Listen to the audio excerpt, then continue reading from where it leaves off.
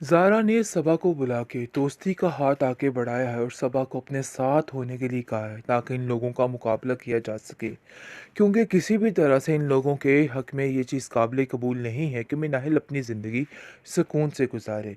लेकिन सबा इस किस्म की लड़की नहीं है, ये ज़ारा ही है जिसने इसका दिमाग ख़राब करके उसको इस किस्म का बनने पर मजबूर कर दिया है। वरना वो किसी का बुरा नहीं चाह सकती बल्कि हमेशा अच्छा ही चाहेगी।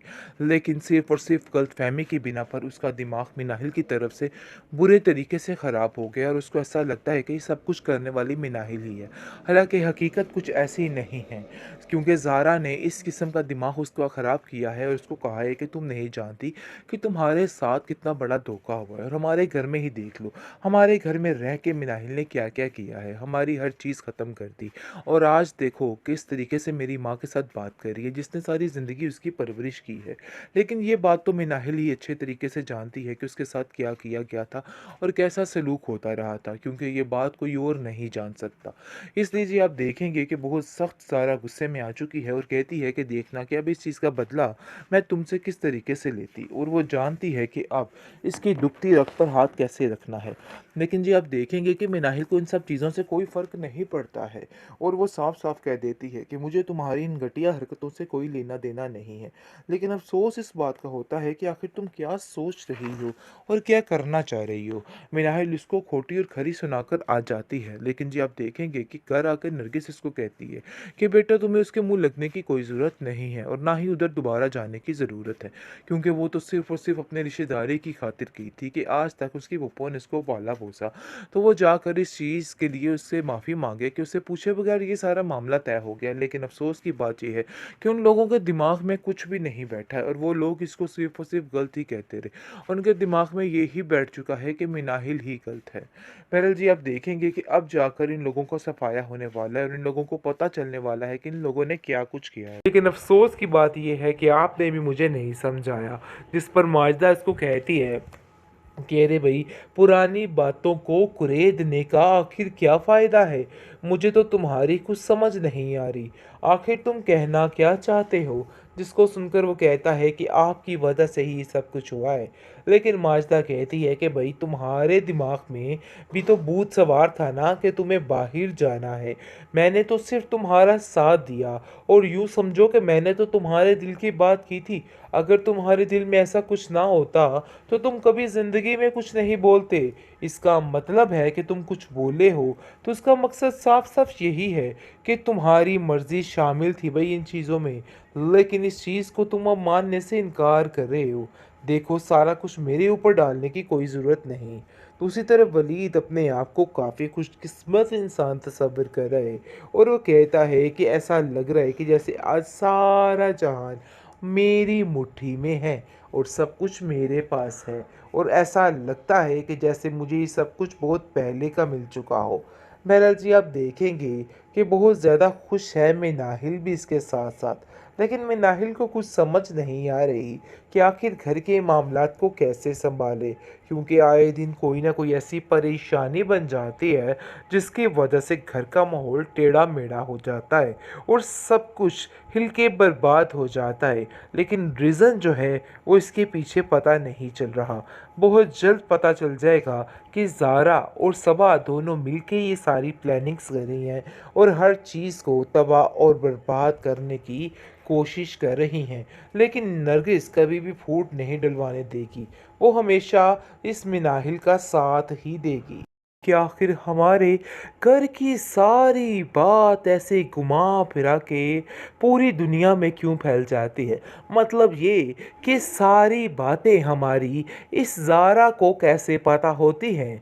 माजिदा फर वही बात बयान करती है जिसके साथ हमारे घर में कोई भी मसला चल रहा होता है।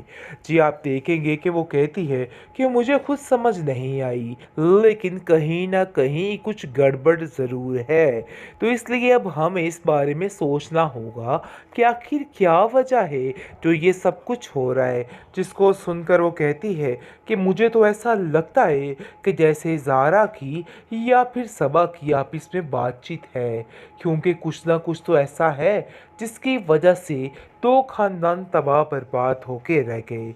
सबा काफ़ी ज़्यादा हैरान होती है ज़ारा की बातें सुन के, क्योंकि ज़ारा हर दफ़ा कोई ऐसा अनोखा चुटकुला मार देती है कि हर तरफ परेशानी सी बन जाती है और ऐसा लगता है कि भाई सब कुछ तबाह हो गया।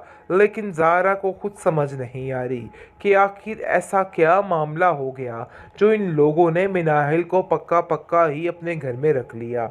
लेकिन जी आप देखेंगे कि नरगिस जो है वो कहती है कि अब हमें बहुत मोहतात रहना होगा, किसी भी तरह से इन लोगों को कुछ खबर नहीं होनी चाहिए, क्योंकि मैं जानती हूँ कि ये लोग कुछ ना कुछ ऐसा मामला तय कर रहे हैं जिसकी वजह से परेशानी बन सकती है। दूसरी तरफ जैन का रो रो के बुरा हाल हो चुका है और वो हालो बेहाल हो चुका है, क्योंकि उसको समझ आ चुकी है कि नहीं भाई, मामला काफ़ी संगीन, काफ़ी ख़राब है। अब हमें वही सोचना है, क्योंकि उसकी आंखों के सामने बार बार मिनाहिल का वही चेहरा आ रहा है और वो बार बार एक ही रोना रो रहा है कि इन सारी चीज़ों के पीछे मेरी ही गलती थी। मेरी माँ, आप तो मुझे समझा सकती थी ना, लेकिन अफसोस की बात यह है कि आपने भी मुझे नहीं समझाया। जिस पर माजिदा इसको कहती है कि अरे भाई, पुरानी बातों को कुरेदने का आखिर क्या फ़ायदा है? मुझे तो तुम्हारी कुछ समझ नहीं आ रही। आखिर तुम कहना क्या चाहते हो? जिसको सुनकर वो कहता है कि आपकी वजह से ही सब कुछ हुआ है।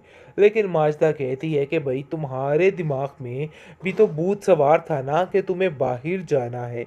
मैंने तो सिर्फ तुम्हारा साथ दिया और यूँ समझो कि मैंने तो तुम्हारे दिल की बात की थी। अगर तुम्हारे दिल में ऐसा कुछ ना होता तो तुम कभी ज़िंदगी में कुछ नहीं बोलते। इसका मतलब है कि तुम कुछ बोले हो तो उसका मकसद साफ साफ यही है कि तुम्हारी मर्ज़ी शामिल थी भाई इन चीज़ों में, लेकिन इस चीज़ को तुम अब मानने से इनकार कर रहे हो। देखो, सारा कुछ मेरे ऊपर डालने की कोई ज़रूरत नहीं। दूसरी तरफ वलीद अपने आप को काफ़ी खुशकिस्मत इंसान तस्वर कर रहा है और वो कहता है कि ऐसा लग रहा है कि जैसे आज सारा जहान मेरी मुट्ठी में है और सब कुछ मेरे पास है, और ऐसा लगता है कि जैसे मुझे ये सब कुछ बहुत पहले का मिल चुका हो। बहरहाल जी, आप देखेंगे कि बहुत ज़्यादा खुश है मिनाहिल भी इसके साथ साथ, लेकिन मिनाहिल को कुछ समझ नहीं आ रही कि आखिर घर के मामलात को कैसे संभाले, क्योंकि आए दिन कोई ना कोई ऐसी परेशानी बन जाती है जिसकी वजह से घर का माहौल टेढ़ा मेढ़ा हो जाता है और सब कुछ हिल के बर्बाद हो जाता है। लेकिन रीज़न जो है वो इसके पीछे पता नहीं चल रहा। बहुत जल्द पता चल जाएगा कि ज़ारा और सबा दोनों मिलके ये सारी प्लानिंग्स कर रही हैं और हर चीज़ को तबाह और बर्बाद करने की कोशिश कर रही हैं। लेकिन नरगिस कभी भी फूट नहीं डलवाने देगी। वो हमेशा इस मिनाहिल का साथ ही देगी।